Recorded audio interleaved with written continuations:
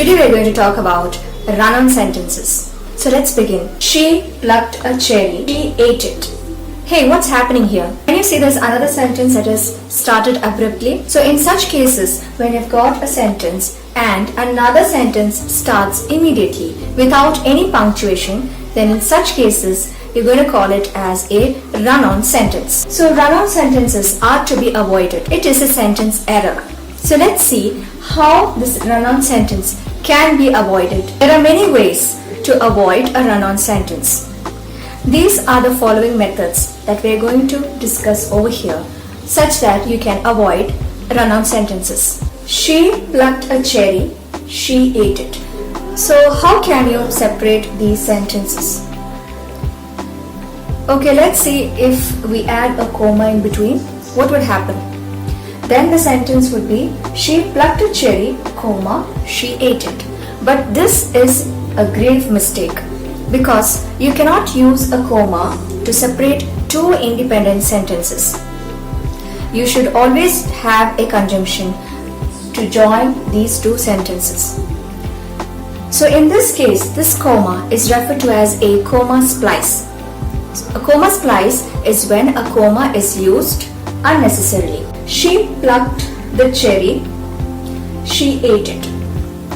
So over here, the first way to solve this error is by adding a coordinating conjunction, which is and. So let's see how the sentence would look like. She plucked a cherry and ate it. So now in the second sentence, we have omitted she and we just added and, which is a coordinating conjunction. So this is the first and the simplest way to avoid a run-on sentence. The next way you can avoid it is by adding a comma and the coordinating conjunction. So you will have the sentence as she plucked a cherry, comma, and she ate it. So now we are not going to omit she towards the end of the sentence. The second part of the sentence, we are going to retain she. And we are going to add a comma and the coordinating conjunction, which is and. So the reason why we are adding the comma is because we've got a coordinating conjunction as well as the second part of the sentence is another independent clause.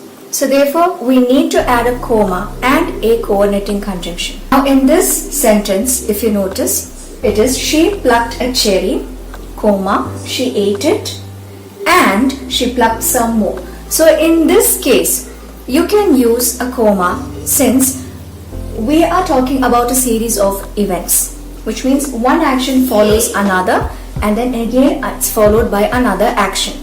So in such cases, you can separate the first two sentences using a comma, provided that there is another action that follows these two actions, so that we can use a coordinating conjunction, which is and.